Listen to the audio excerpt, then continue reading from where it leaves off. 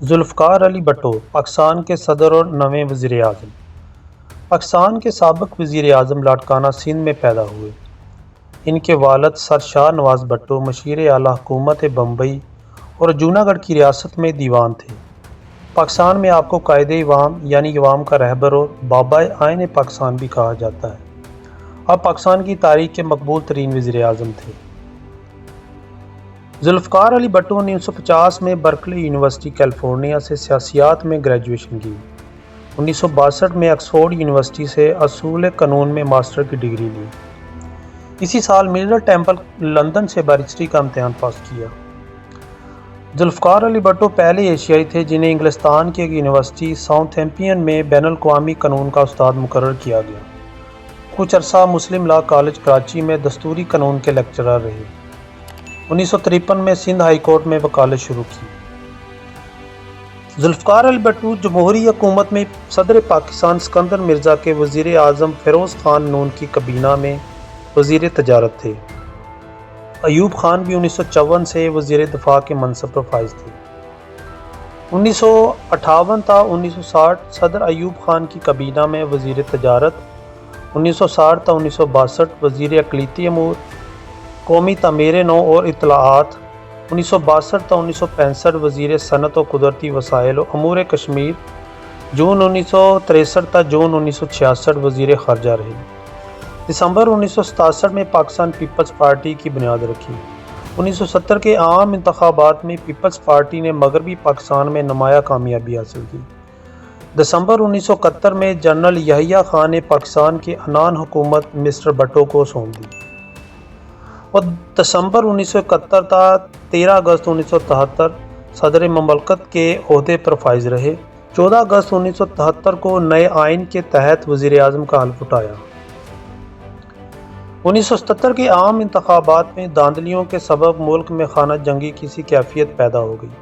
5 جولائی 1977 کو جنرل محمد ضیاء الحق نے martial law نافذ کر دیا۔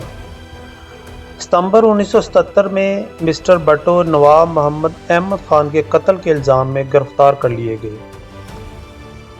18 مارچ 1978 کو ہائی کورٹ نے انہیں سزائے موت کا حکم سنایا۔ 6 فروری 1979 کو سپریم کورٹ نے ہائی کورٹ کے فیصلے کی توثیق کر دی۔ 4 اپریل کو انہیں راولپنڈی جیل میں پھانسی پر لٹکا دیا گیا۔ زیڈ اے بھٹو کی وراثت آئین پاکستان یعنی پاکستان کے دو لخت ہو جانے کے بعد استحکام پاکستان میں بھٹو کی اہمیت ایک تاریخی حیثیت رکھتی ہے اور اس سے پہلو تہی ممکن نہیں۔ بھٹو پاکستان کے جوہری پروگرام کے معمار ہیں۔ ہنری کسنجر کی دھمکی۔ 1 جنوری 1974 کو ذوالفقار علی بھٹو نے پاکستان کے بینکوں کو کمیا لیا جسے عالمی بینکار کنٹرول کرتے تھے۔ عالمی بینکاروں کو للکارنے کی وجہ سے بھٹو کو 4 اپریل 1979 کو پھانسی کے پھندے پر اپنی جان سے ہاتھ دھونے پڑے۔ پھر ہم تمہیں ایک دہشت ناک مثال بنا دیں گے، Henry Kissinger. Then we will make a horrible example of you۔ Bhutto سے پہلے کی سیاست کس طرح کی تھی؟ پاکستان میں جاگیرداروں کا مخصوص سیاسی کلچر رہا ہے۔ 70 کے اشرے اور اس سے قبل بھی اکثر سیاستدان جاگیردار تھے۔ خود کو بڑا سمجھنا، حکومت یا حکومتی اہلکار کے سامنے جھک جانا، اپنے مخالفین اور محتاطوں سے ظالمانہ طریقے سے نمٹنا ان کا مخصوص طرز حیات تھا۔ لہٰذا سیاست اور اقتدار میں بھی دونس اور نوکرشاہی یا حکومت کی پشپناہی ضروری سمجھی جاتی تھی۔ یہی لوگ اسمبلیوں یہاں تک کہ سیاسی جماعتوں پر حاوی ہوتے تھے۔ باقی لوگ زمیندار تو نہ تھے لیکن ان کے سیاسی کلچر پر ہی چلتے تھے۔ سیاسی جاگیردار کلچر کیا تھا؟ بھٹو نے قومی اسمبلی میں ایک تقریر میں اس کو بیان کیا۔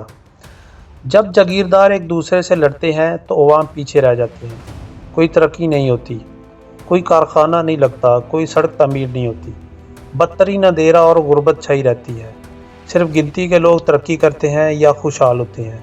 آپس کی لڑائیاں، عام آدمی کا استحصال معاشی اور سماجی ترقی سے بیگانگی ہے۔ بھٹو کی میراث اور موجودہ پیپلز پارٹی۔ بھٹو کے بعد پیپلز پارٹی آمرانہ و نیم آمرانہ تسلط کے خلاف مسلسل جدوجہد کرتی رہی۔ حکومت میں بھی آئی لیکن کرپشن اور خراب حکمرانی کی لپیٹ میں آ گئی۔ سیاسی مسلط کے تحت اسٹیبلشمنٹ کی لائن اختیار کرنے پر تنقید کا نشانہ بنی۔ بینظیر بھٹو اور بھٹو کے عدالتی قتل کے معمے اشروں بعد بھی حل نہیں ہو سکے۔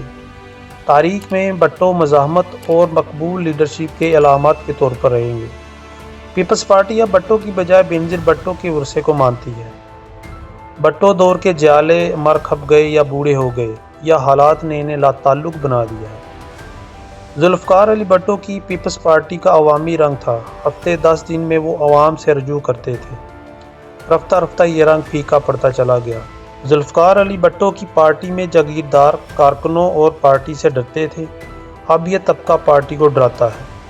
پیپلز پارٹی اب بھی ملکی سطح پر سیاسی قوت ہے، لیکن پالیسیوں سے لگتا ہے کہ وہ اپنی بقا کی ہی جنگ لڑ رہی ہے۔